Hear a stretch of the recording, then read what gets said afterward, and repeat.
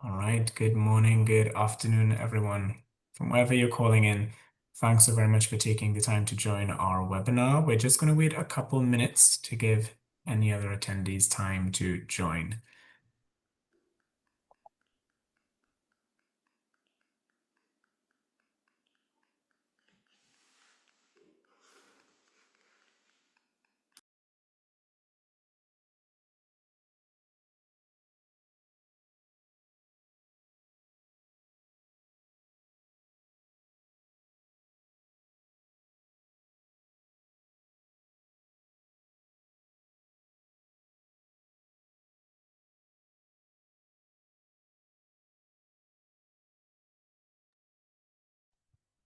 Think we should get going just in the interest of time. So good morning, good afternoon again to everyone who's joined. Thank you so very much for taking the time to join our webinar on resilience in the storm, how transition planning strengthens Canadian business.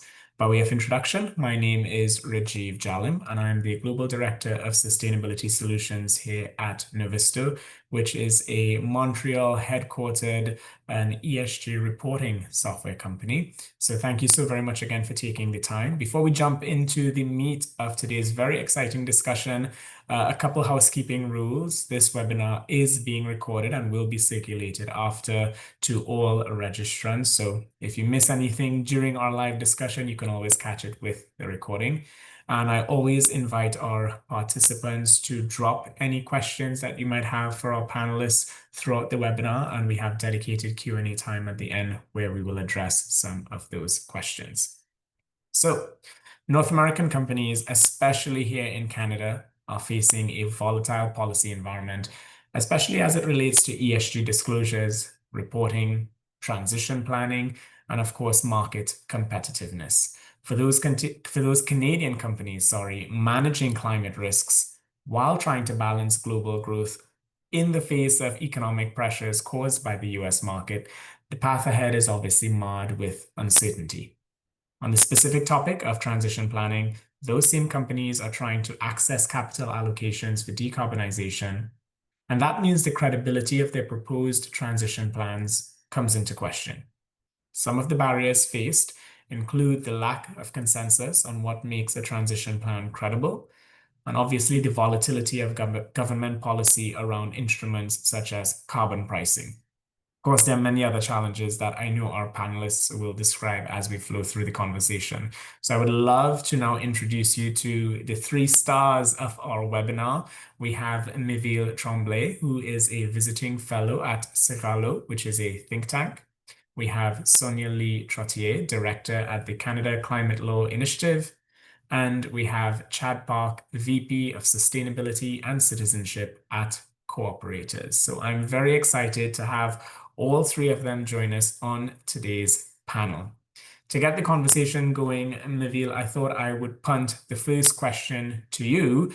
From what you've seen, can you briefly describe how organizations, Canadian organizations specifically, have been responding to volatility across the North American markets as it relates to market competitiveness, climate risk management, and of course, transition planning? Thanks, Rajiv. I'm pleased to share my perspectives with you all on the line. It's really tough times and that call for hard decisions for all businesses throughout the world. But I think it's particularly difficult for many Canadian corporations because so much of their business activity is with the US. They export in the US or import from the US. And we know, of course, that this administration has been extremely hostile for anything that is climate related or ESG. So reactions of companies vary a great deal. The leaders keep their head down and continue moving ahead. No bragging, but keep working at it. But most companies, I think, are scared stiff for good reason and understandable reasons, and they are sitting on their hands. But the issue is that the deer that remains frozen, the headline will be run over by the US truck if they don't do anything. So corporations should focus on what they know for certain. There are not that many things that are certain nowadays, but there are a few things that are extremely relevant. First is that the US market is unreliable. And even if you're protected under CUSMA and currently don't pay any tariffs while exporting in the US, CUSMA might not stay there forever. And so corporations should build scenarios in which, there are 10, 20, even maybe 30% tariffs going forward, whether they have any such tariffs right now or not. So they need to plan for this.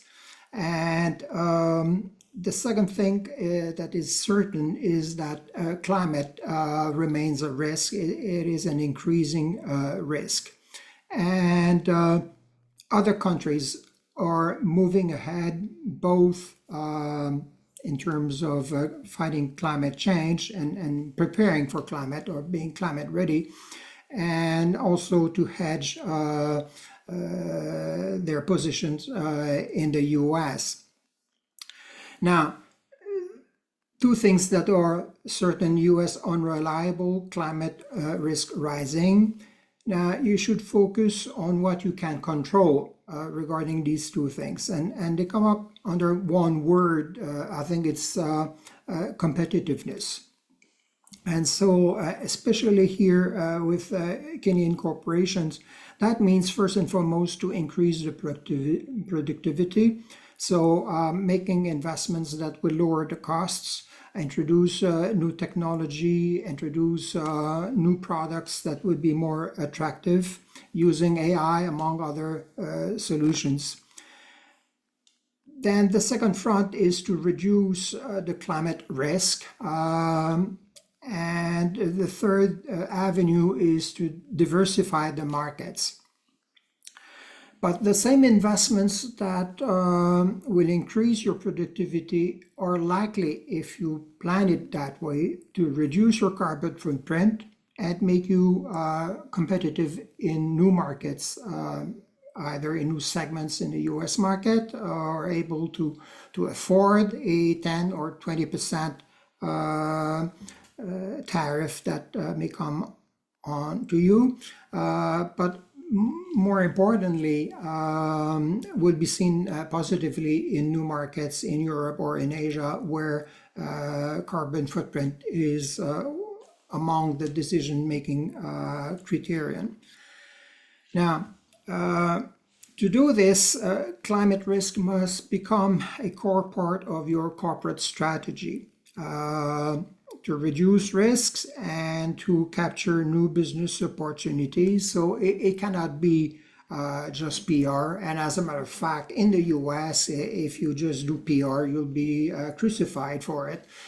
So therefore, you better to go for the substance and not for just looking good in your annual report. Now, there are carrots and sticks. I mean, you first and foremost, you should do it for your own business survival and prosperity. But there are carrots and sticks that should lead you in that direction.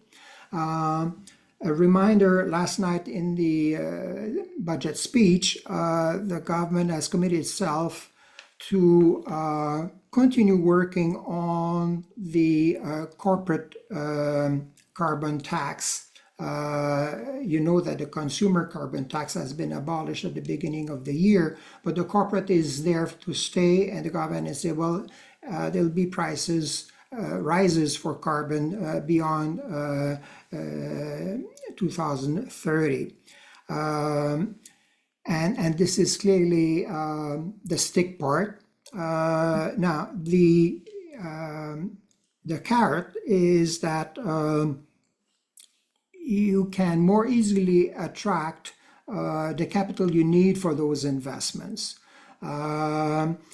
because corporate investors also keep their head down and keep a lower profile on ESG things. But even in the US, the major investor that I've talked to keep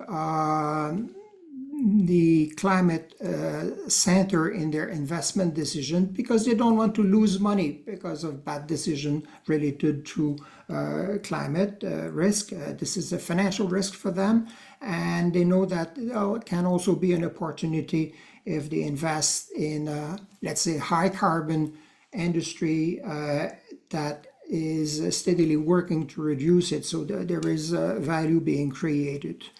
And again, in the budget, the government has repeated and extended the accelerated depreciation that had been earlier announced.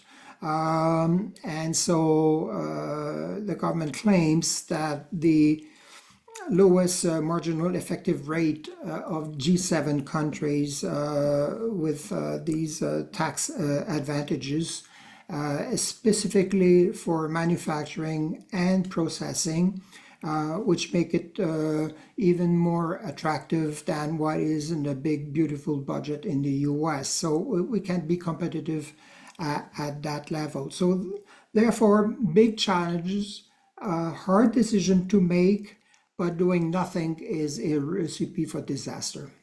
And what you've described there, Mivil, it sounds like there's still very much a pulse across the market, right? The Canadian market is not, I mean, I know we chat with some organizations and the sentiment they have is that the market might be dying or slowing, or, it's very glass half empty. But based on what you just described, there is still very much a strong pulse across the Canadian market. It's just more organizations trying to figure out how do we manage these changes that are in front of us. If you could summarize, I mean, we know there's uncertainty, unreliability in the market. What's one positive thing that's happening right now in the Canadian market as it relates to transition planning and ESG disclosures? Can you just mention one of the positive things that you've been seeing? Um, the positive thing is that the communication strategy is shifting.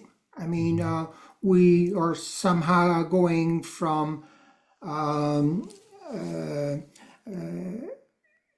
green washing to green hushing. And I think it's moving in the right direction because greenwashing was bragging and not doing much or doing superficial stuff. Greenwashing is not in itself a good strategy, but I think it's required by the political circumstances in the US. But it forces company to go to the substance and really to see how these things relate to their business strategy. Really, the key thing to remember is that it must be an integral part of a business strategy. Yeah, it's action based, right? Yeah. Which is very different to where greenwashing was. As you said, it was a lot of speak. On that point of action, I think it's a fantastic time to bring Sonia into the conversation. Transition plans are great to talk about what's hypothetical, what we could do, what we should be doing, but actually implementing and acting on those transition plans is a whole other ball game for Canadian companies. Based on your experience and the work that you're doing, Sonia, where do you start with developing a transition plan, and then how do you go about actually executing on that transition plan? I can expand on that, but I did see that Chad wanted to add like a Oh, point now. sorry, Okay. I missed that. So yeah, thanks for the question. I think Mivil kind of gave a good overview of what's happening in the landscape, both from the financial and corporate side. And despite all the political, economic uncertainty, there are some certain things, and climate disruption is one. And there's still momentum, and I'll let Chad talk about it. But like we see investor like corporators, CDPQ in Quebec, who are doubling down on climate investment and really supporting businesses in their energy transition. So how do you start? Over the past year, a lot of us in the sustainable finance ecosystem have talked to businesses and financial institution trying to figure out how can we advance transition plan, because transition plan is about, yes, you have objective, but how you're going to actually achieve these objectives with clear, accountable action. And we decided to create Business Future Pathways, which is a new finance-led initiative. And I sit on the Secretariat of Business Future Pathways, and Chad is also part of the Financial Advisory Committee, really trying to build the momentum and continue to build the momentum around sustainable finance to advance the market adoption of transition plan, but also to bridge the gap between what an investor are asking for and what companies can actually deliver. I think sometimes these two communities not necessarily talk to each other enough. So we're really going to try to align what investors are looking for with what is a credible transition plan. There are a lot of frameworks out there, a lot of like alphabet soup, quote unquote, and what does it make sense? What makes sense in the Canadian context? For example, when I talk to a lot of businesses and investors, they told me like, what about Indigenous peoples? Like in international framework, there's no reference whatsoever about Indigenous people, where in Canada, it's obviously like a key component of the stakeholders that not only we have to engage, but we need to engage. So this is the kind of thing that we discuss at Business Future Pathways, and trying to figure out like what investor look like, what is credible, and then build capacity with companies. We just launched our first report last month, really outlining, first of all, the benefits, that there are some benefit about transition plan. It's not only about like backward looking information, like typical traditional disclosure, but it's really looking about like forward looking information. How are you embedding climate into your strategy, and how are you going to plan to achieve these things? So it's focusing on opportunities, and these benefits are about like enhancing internal capacity, really focusing on strategic alignment, like Mivil mentioned at the beginning, improving your understanding of climate risk opportunities and what are the external dependencies of your businesses, identify and prioritize investment. And it's a tool to use to engage your investor. And at the end, one of the key benefits also of transition plan is really to support access to markets and capital. I think we saw it yesterday in the budget. Canada is really shifting and trying to expand our market and who are our trading partners. And really having a credible transition plan can be a tool to access these markets, but also access new capital. And the other thing that we highlighted in the report is how Canada is quite behind compared to other jurisdictions. And if we want to be competitive with other jurisdictions, have kind of some sort of like requirement or thinking about transition plan, we need to really ramp up. And we show some data about how Canada is like behind basically. And maybe one key thing I can say is how like CDP Carbon Disclosure Project analyzed 23,000 companies, and about 6,600 are disclosing transition plans. So it's a very, very tiny number compared to all the companies that are reporting on CDP. And out of these companies, only 10% report at least two out of 2/3 of indicators that are deemed as credible transition plan by CDP. So there's a lot of things to And do. if I may just ask then a follow-up question on that data point that you added there, Sonia, is that what you mean when you say Canada is behind Yeah, so in terms of? generally speaking, Mhm. globally, not a lot of companies are developing credible transition plan. And even amongst all these companies, although Canada has large companies, a few of them are actually developing transition plan that are credible, and credible is very important adjective to this. So this report is really outlining the benefit, and then where is Canada relative to peers, and hopefully in the future we'll continue to engage with companies and really develop sector specific guidance, because Right. we fully appreciate and understand that each sector has different challenges, and then really engaging in a kind of feedback loop with the FI that Chad is part of, and then the businesses. Right. Okay. One follow-up question before I bring Chad into the conversation.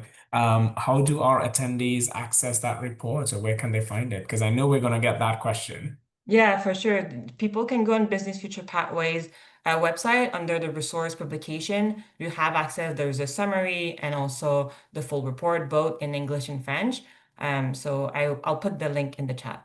Okay. All right. Perfect. Thank you so very much. So Nabil, you painted the context of, what's happening at the macro level, especially across Canada.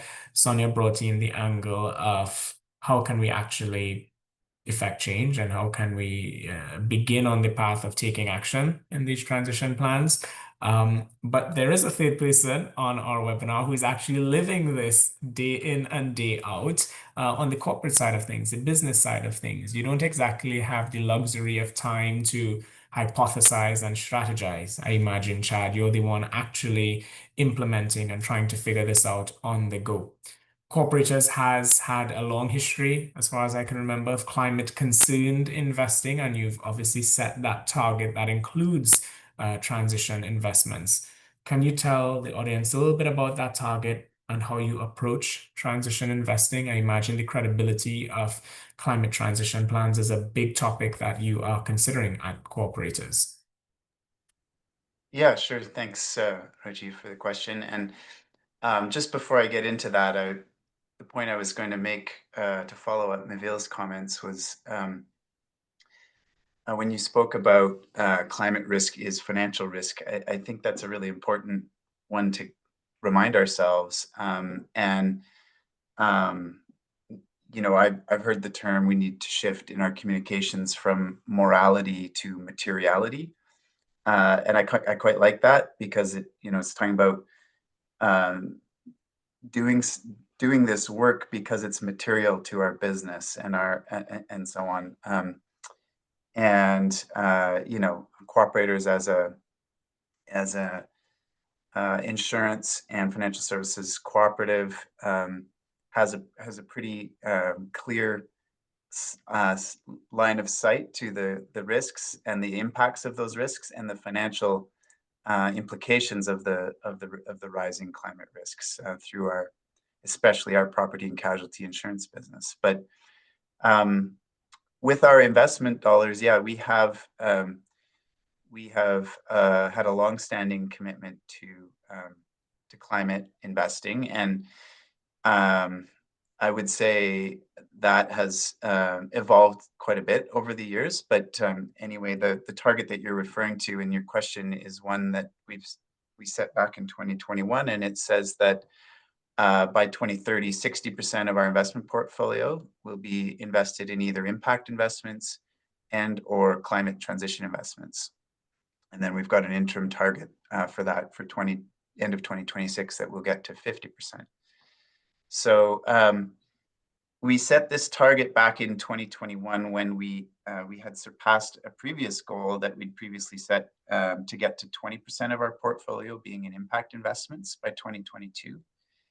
And of those impact investments, about 75% of them were in climate-themed impact investments. And we knew that continuing to extend the positive impact of our investment portfolio was not just a matter of continuously updating the proportion that was going to impact, because in our case, our impact investments are mostly fixed income, like green bonds and so on. And we needed to have a strategy to create positive impact with other asset categories as well, especially equities. So for us, that's where transition finance came in.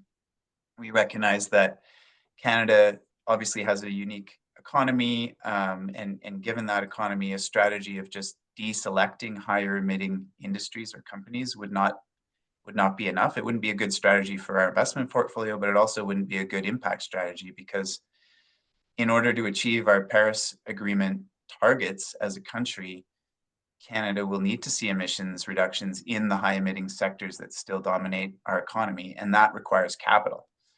So with our asset management company, Addenda Capital, we created our own climate transition maturity framework back then, building on the synthesis of various leading practices and frameworks at the time.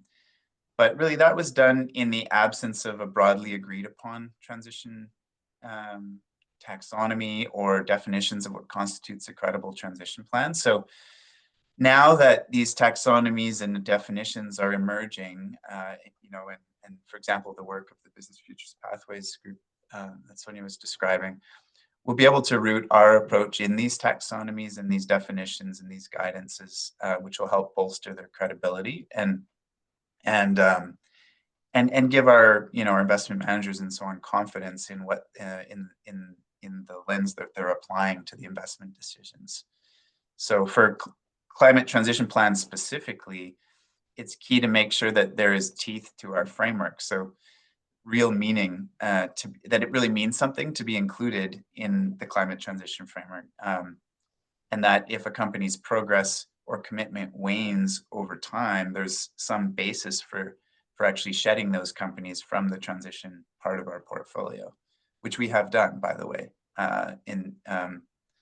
So well, we have had our own definition framework. It'll really help to have these more broadly accepted kind of definitions and understandings. And for other investors who may not have been as far along in developing or adopting transition investing as Cooperators has been, I think taxonomies and transition plans should give them confidence to begin to dip their toe into this much needed investment category. It's not just a choice between divesting or not. There's this whole other emerging category that is much needed, especially in Canada. So that's the kind of thing that we've been working on and trying to apply in our own situation. And I'll say one more thing, Rajiv, which is that we recognize that we need to walk the talk ourselves as well. If we are, as an investor, expecting other companies to have credible transition plans, it behooves us to try to have one for our own company as well. And so we are working on that. And by the way, that is increasingly expected of us, including by our regulator. And so it's we're gaining some experience in what it means to develop a climate transition plan by developing one ourselves as well. And in our case, that's partly assembling all the different pieces of work that we do on both climate mitigation and climate adaptation, but also obviously kind of helping us to re-articulate what is our actual ambition there.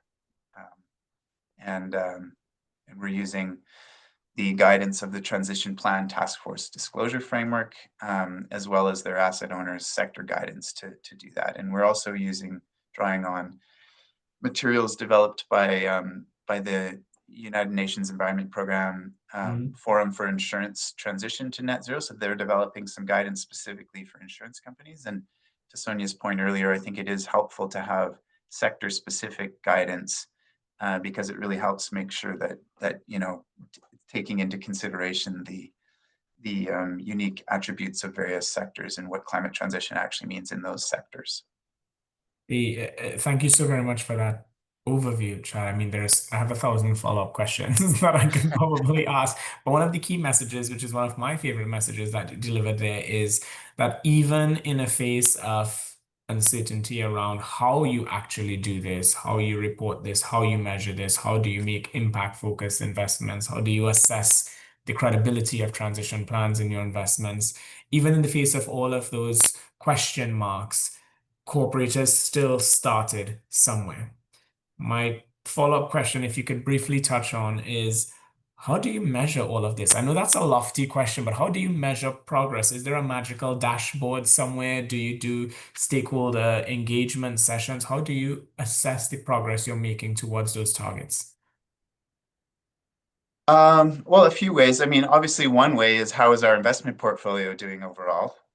So, I mean, I should deliver that message clearly that we are not doing any of this at the expense of our investment returns. In fact, in many cases, we have found that our investment returns are better than benchmark for some of these categories. So, so that's the first way, and to some audiences, maybe the most important way. But also we track the financed emissions, and publish that of our investment portfolio.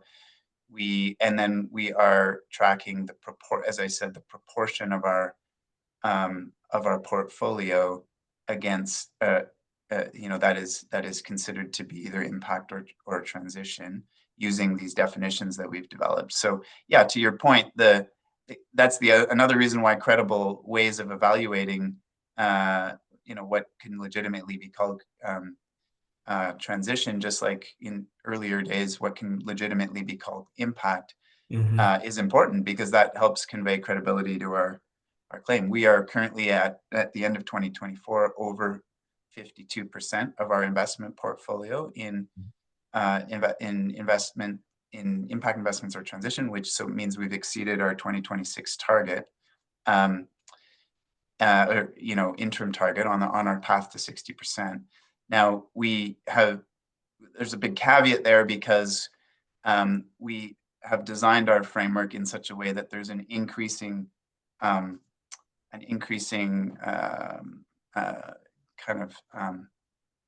requirement, I guess, so like an increasing maturity required to stay in climate and transition investments. So, and in January of 2026, we will increase that stringency, which means our number of 52% will actually drop because some investments will no longer be included in our transition. So we're still on track to meet our interim and our long-term target, but it's going to the bar is continuously rising as it should be if we're on trying to pursue a path of net zero. So those are some of the ways that we evaluate success, and but this is admittedly, to everyone's point, I think on this discussion, this is very evolving. Data is always questionable. We need better data, and so as practices and insights evolve and mature, then our sense of how we're doing and how we evaluate these things will evolve as well. It's such a positive, hopeful note to wrap up our webinar on. I mean, we're often told, and you hear it all the time, the noise around investments and portfolios cannot perform if you factor in climate risk, if you factor in ESG, if you factor in sustainability considerations, you're going to lose money, your portfolio is not going to perform. And here it is, you're saying that you all are actually seeing the opposite on this journey you've started. So I think that's such a positive message to wrap up our webinar on. I imagine we can have a part 2, 3, 4, 5, 6, where we dig into all the fantastic points you all have shared around how you can transition plan, what are some of the risks right now with transition planning, and how you can, continue progressing on your decarbonization journey. So I want to extend a sincere thank you to all three of you, Mivil, Sonia, Chad. Thank you for taking the time to join. And I also want to extend a thanks to our attendees and registrants and participants. Thank you for taking the time to listen in as well. We will follow up with the recording of this session, but you're also welcome to reach out with any questions or comments or feedback that you have on today's webinar. So thank you so very much for all the time. We'll be in touch soon. Have a good one. Thanks. Bye-bye.